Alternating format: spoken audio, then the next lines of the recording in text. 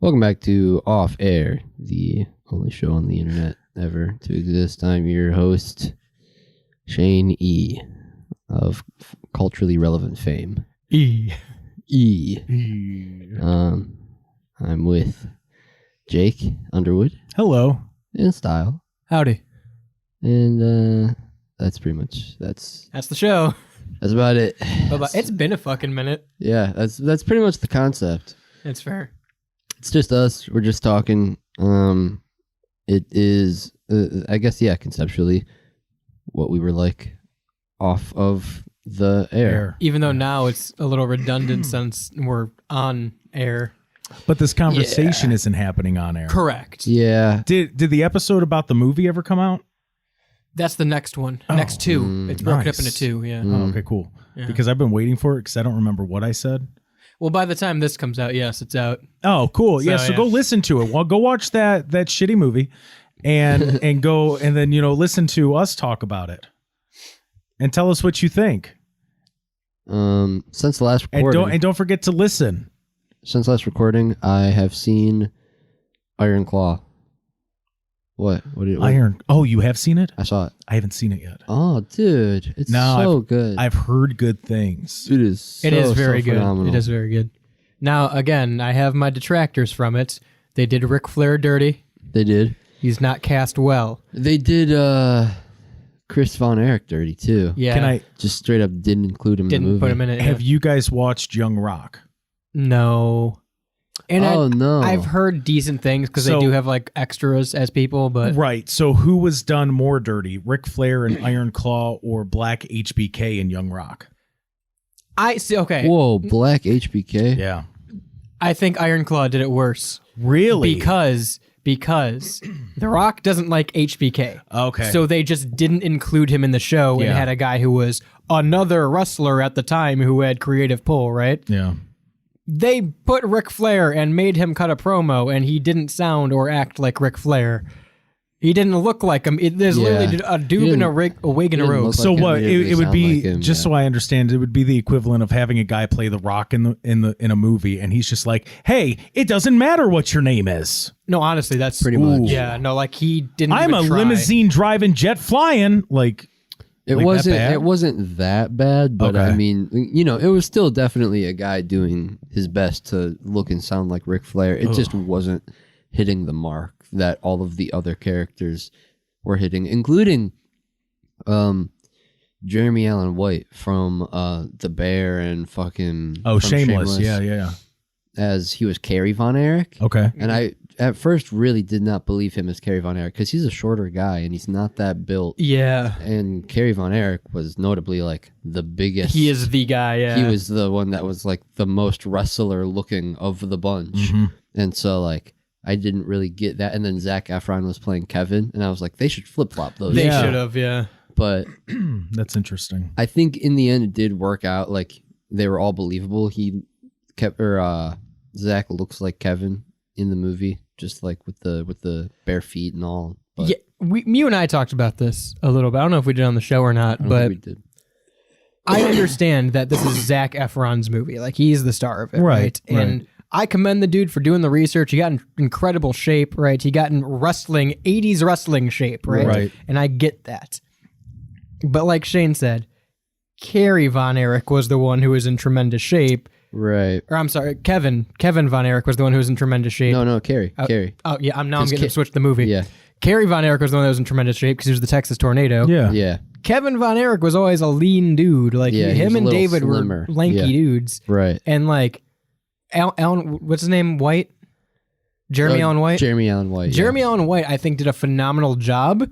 Yeah. It's just he should have been bigger than Zac Okay. Efron. Right, And that was kind right. of like, when you look at the movie and then look at the Von Erichs, you're like, I wouldn't put these two as these two. Interesting. Right. Right. Okay. I got a clip of Ric Flair in the movie. I don't know the quality. It looks like someone recording on their phone, so we'll see how good the quality is. I mean, All right, I'll play it here. Whoa! Now, let's get to the less pretty facts of life. Kevin, your daddy got together with the powers that be and ordered me back down here to Dallas. Ain't nothing happened in second-rate sports community. I am the world's heavyweight champion because I am the greatest wrestler alive today.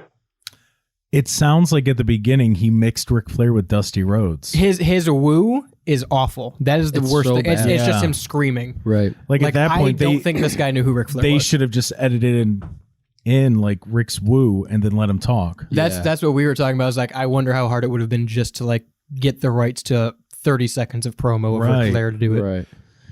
Wow. Yeah, no, that was rough. Yeah. Other than that, though, it was a pretty good movie. I mean, does Ric Flair play a significant part in the movie? It's significant, but not long. Okay. Yeah. All right. Yeah. It's the title transition, and it's the title transition to Kerry and his bout with Kevin, where like he didn't get the belt, right? Kevin didn't get the belt, but then Kerry did Yeah. afterwards. Yes. Yeah, Kerry became the first champion. Yeah, crazy story. But a good movie. Yeah, really good movie. Really, really good movie. And I hope they do the Eddie Guerrero story. Yeah, so now they're talking about Eddie with, is it Pedro Pascal? I would assume. Is that what they were saying? Yeah. I don't know how I feel about that. That's the second time today, as of recording on February 12th, that we've talked about Pedro Pascal and went, I don't know. Yeah, no. They're giving him the Chris Evans, or they're giving him the Chris Pratt treatment of like putting him in everything. Calm down. Yeah, first of all, let's not shit on Chris Pratt, okay? Dude, Secondly, the Pringles commercial. secondly, He shit on you. He doesn't call you anymore, all we right? literally talked last night after his commercial. I told him great job. He told me that he grew his mustache out for it and everything. The commercial was literally He's a him piece of shitting on the concept that Chris Pratt is being cast as everyone Well, right now. that's because he feeds into it. It doesn't mean that we have to. Valid. Right. But yeah, I don't know how I feel about him playing Eddie. I don't know who else That's- if you'd pick. That's the thing. Like, Will Chavo play Chavo? And I'm not asking that to be funny. I'm asking because the dude still pretty much looks the same. I would hope. I could see them de-aging him. Yeah. That's very possible. They've done that before with other actors. As long as they don't do it like 2K24 Stone Cold, I'm cool with it, man. Valid. AI Valid. Stone Cold is rough. I'm trying to think because they would have to get a lot of rights from WWE. They wouldn't. That's the thing. So we talked about it with Iron Claw. Okay. They don't need the permission of the Von Erichs, and since they didn't use like actual licensed imaging and everything, they didn't need the rights for WCCW. They could use the name. Okay. They could use the names So of the characters because it is a documentary. So it's like what they did. Remember years ago Interesting. when they did like it was a huge deal. It was a TV series about the Kennedys, and like Greg Kinnear played like JFK and Katie Holmes played Jackie O. Well, they didn't have any permissions to do that or anything. They just kind of did it. Yeah, because it like you look at it and it's so historically inaccurate, and like people were free. I remember at the time people were losing their minds about how like inaccurate it was. But I remember hearing that back then. So Gotcha. That's what made me think it. They're like, well, technically, while it's based on a true story, it's not the story. Right. So I will say they cast Fritz Von Erich very well. Yeah, he looks exactly like actual Fritz. And the guy they got to play Harley Race doesn't sound a damn thing like him, but he looks like him, so he gets a pass too. And is MJF in the movie to the point that you see him? No. Interesting. So he was just like a producer type thing? Well, I don't know if I talked about this to you, but they hyped up MJ, and MJF talked about it on TV on AEW for weeks that he was just a big role in this movie. He has one background character, love it. and you see his ass and part of his face in one scene. However, I love that. he is like one of the main producers. Okay. Him, Wait. Chavo. Michael J. Fox? Yeah. You didn't see him shaking around in there? Who the Whole lot of shit going fuck on. is MJF? Maxwell Jacob Friedman, the wrestler from AEW. He's better than you. Oh, wait, that guy? And Yeah. Like you know the Yeah. really? Yeah. Hmm. He's in there. He's literally like towards He's the in end of the it? movie. Yeah, he's the fake Von Erich. Oh, really? When they show him teaming Oh. with the fake Von Erich for one match in I one didn't know scene. that was yeah. I didn't know that was him. Yeah, he's Huh. MJF. Or MJF is him. Yeah. MJF is him. It's him. He's him. It's MJF. I mean, funny. I think that's a cool avenue to go down of like the biopic kind Yeah. of things. Interesting. Yeah. I'm still in my head. I'm trying to think of like somebody who would play Eddie. That's the thing is I don't have an answer for who would Yeah. play Eddie. Well, I think Pedro Pascal genuinely is a good answer. It's just I feel like he is starting to get that Chris Pratt treatment of. Yeah, he's just starting to get overbooked. I wouldn't compare him to Chris Pratt though. No, I guess we get it. You guys are buddies, all right? And Put I your guess dick away. I'm not saying the Chris Pratt treatment is even bad. Well, I'm not the putting more- a negative connotation. I'm on saying it. the Jake Underwood treatment is bad. the more I think about it, I guess he kind of does look like Eddie. He does. He can really pull does. it off. He could pull it off. He could totally pull it off. Here's the All thing I right. don't get. I don't know if I've ever seen anything with Pedro Pascal in it. Really? The Nicolas Cage movie is fantastic. But he did gets a great job. really good rep. You haven't seen And I've seen clips of things he's in. You haven't seen Mandalorian? No. Really? No, I haven't either. Mando is really good. It's like Yeah. a spaghetti western, but cowboy but Star Wars. The lore bothers me Fair enough. to watch. He hates it because Sasha Banks is. That's also that's the big reason. Fair enough. Well, and because Evan likes it, so I hate it. Yeah. No, but he gets a lot of praise, and from everything I've seen, he seems like a good actor. I just don't get what the hype is about.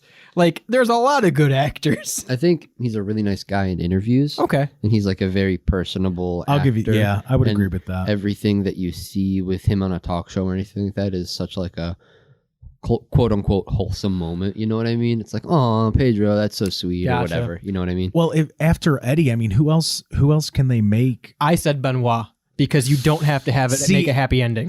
See, that would be a crazy I movie. thought it, but I don't see them doing that just because I could see that movie 15 years from now. I could see them doing like- the McMahons, the McMahon family events and all that. Real quick, That'd be crazy. Did you see Shane's kid got a full scholarship to a D1 school? Yeah, Dude, how cool is that? that's cool. For what? Football. Apparently, his kid's really good at football. Sick. That's awesome. That's Declan, or is that the other one? I think it's yes. Okay. Yeah. But I'm just like you thought the NFL went crazy with like Taylor Swift. Imagine if you have Shane McMahon sitting there. Like you're going to see him. You're going to see him. I don't like know 3 times anymore. a game. I don't know anymore. That last name carries a little bit of weight now. It But- does. Unfortunately. Yeah. But let's just can we take a second? And I know I'm a Shane McMahon honk, but I'm not talking about in the ring. Oh, what? Shane McMahon honk. You're a honk? Yes. Wow. But like outside of wrestling, dude, Shane, I'm not going to say Shane knew something was going on, but Shane distanced himself so far from his family. Yeah. It's ridiculous. Like he was like, nope, He got out at not the right dealing time. with it. I'm good. Got out at the right time. Well, I think that's the rumor backstage too, is like Shane had a falling out at the Royal Rumble 2 years ago when Yeah. his entrance got fucked up. And a lot of it kind of stemmed from, well, I don't want to do business like Vince, and left again. Yeah, well, there was that and the clip just popped up for me recently where he was talking to Mick Foley in a podcast that was on the WWE network. And he told Mick, he goes, it was getting to the point that I could just tell that my opinion wasn't being heard over my brother-in-law, my sister, and my father. Wow. And as opposed to having us argue about it and it affect things outside of the business, I just left. I mean, and this is what sucks now, because I know Shane and I talked about this on the show last week of, I want to believe he's the good guy here. Just like I want to believe Triple H didn't know about all this, but it kind of seems like he had to know something. No, the Triple H in all of this is really the saddest part because you had that perfect point of either he knew about all of this and let it slide, or he was completely oblivious and is not a worthy fit for his job. Right. I don't think Triple H knew. I came up to the conclusion last week where I think he knew something was going on, But he didn't know what. but not to the extent, right? Which but I would hope. I don't think there's no way that he didn't know all of Well, that. Bro. but- he's but- so close to all of them. Yeah, There's Yeah. no way that he didn't. But know. literally family. But at the Like, same yeah. time, though, I could see myself doing this. That's why I'm saying I could see it. If he thinks that it's just like, okay, Vince is going out and banging some hookers. Right. Okay.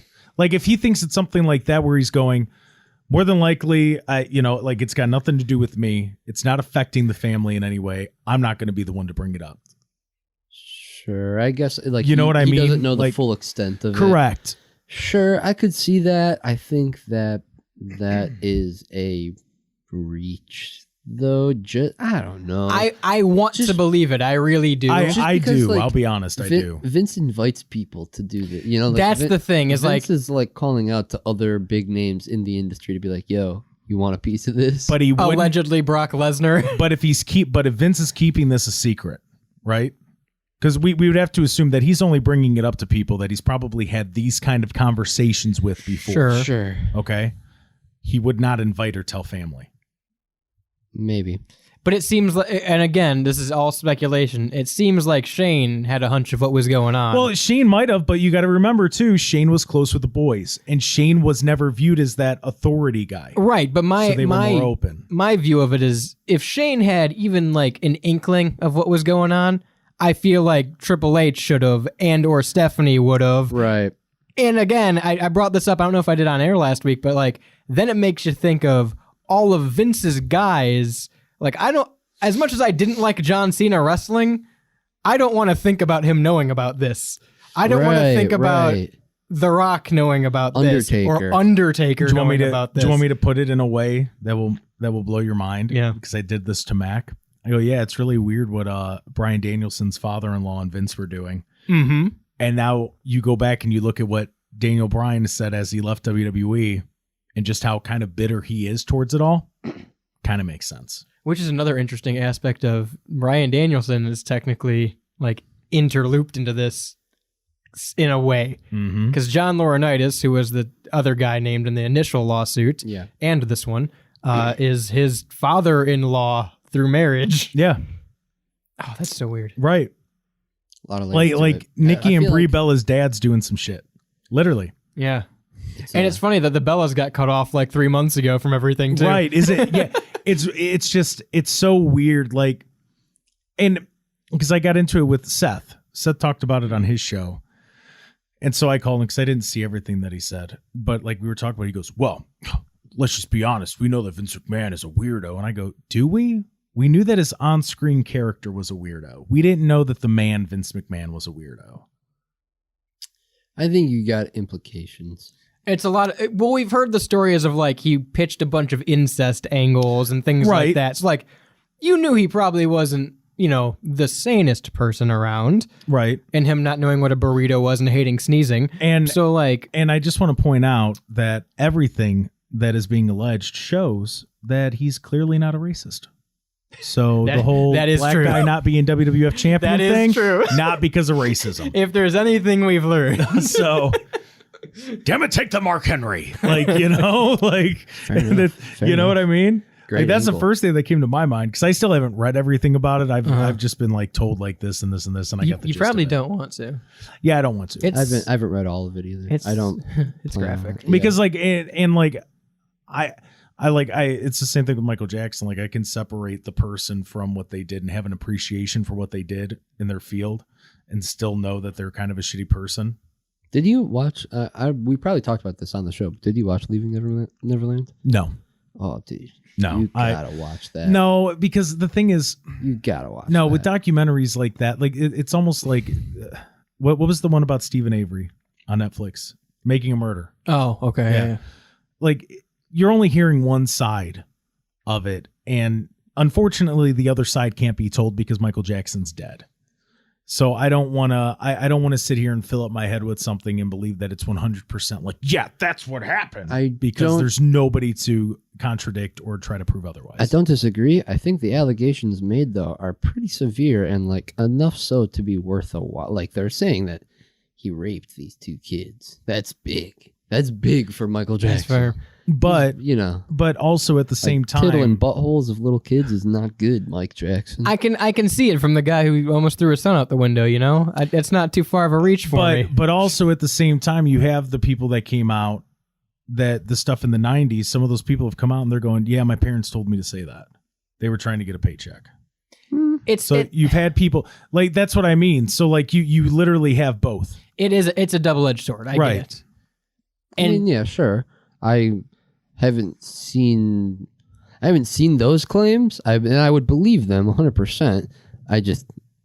But like, I don't know. It's one of those things where it's the shock factor enough for me where it was worth the watch. And then even after, because it came out that the dates that they said that Michael Jackson had like a train track in his land. They said that they were on the train during a time period where the train track wasn't even built yet. So like they had to go, HBO went back and like revoked the whole thing. They're like, we don't stand by, they still have it up, but they're like, we don't stand by this. We don't believe 100% of everything that's, you know. Right. So that Making a Murder, Candace Owens did like, hey, I did my own research, and they legitimately found, and they played them side by side where like the people are sitting there in the courtroom and they're talking about the Stephen Avery stuff, and they show the clip from the Netflix special and they show the actual clip. Dude, they legit like edited out lines where they were like, so that's how we knew it was Stephen Avery, because we found the blood in the car, right?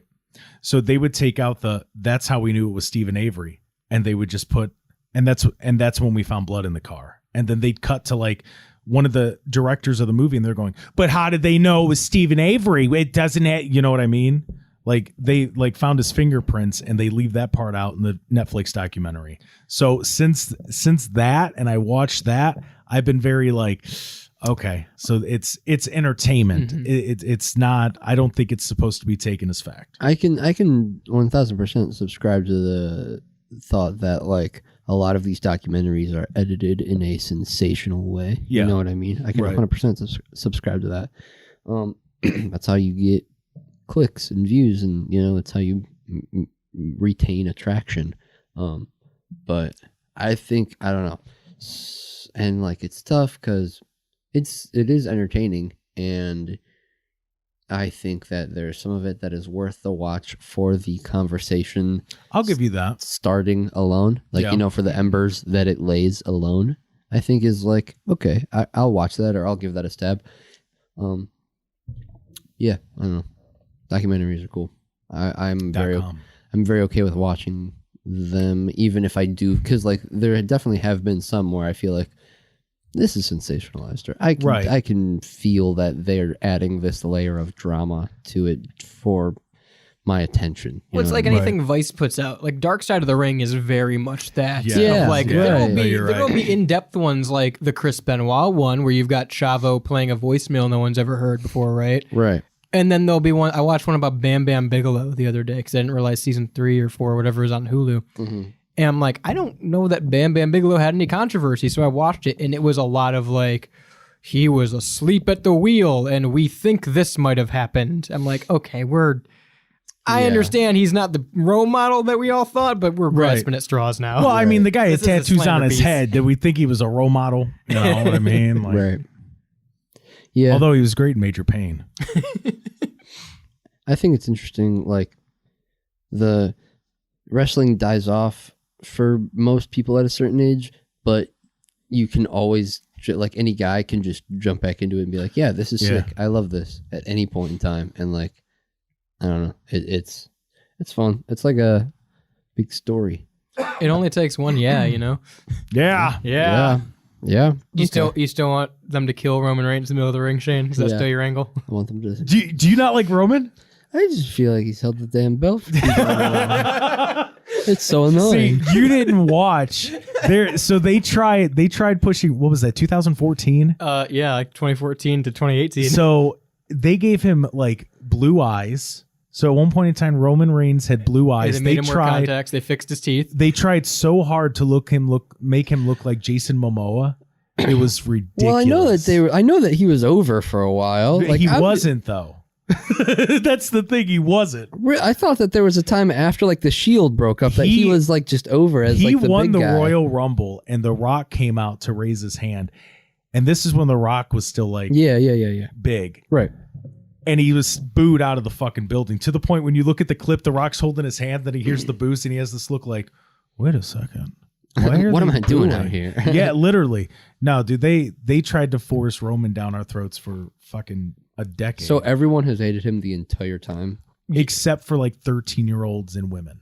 That's the thing, is like, as much as his character now is to be hated, this is the most over he's ever actually been. Oh, wow. Yeah, this is the most support he's ever had in his career. Because there are other people that go, oh no, he needs to hold the belt. He needs to take out everyone. That's the tribal chief. Interesting. Yeah, and I get that's the bit. But like for 5 years at least, they would make him beat Cena or beat 3 dudes at a time and take the belt off Triple H, and everyone booed him out of the building. The worst one was when he beat Undertaker at Mania. Well, now he's the only one to do that. So, because Brock's gone from history. Hold on. So he beat Undertaker at Mania? He beat Undertaker at Mania. After Brock? After Brock. And they so botched. We didn't even need it, yeah. What the fuck? They botched the finish. So Undertaker's standing there and, he's doing because he's about to take the spear. Yeah. Fucking Roman runs off the ropes 4 times. Yeah. It's Now, Roman, people have had a very bitter taste about Roman for a long time. Sierra Hotel, India, Echo, Lima, Delta, Shield. The preceding program is a StylesRebelRadio.com production.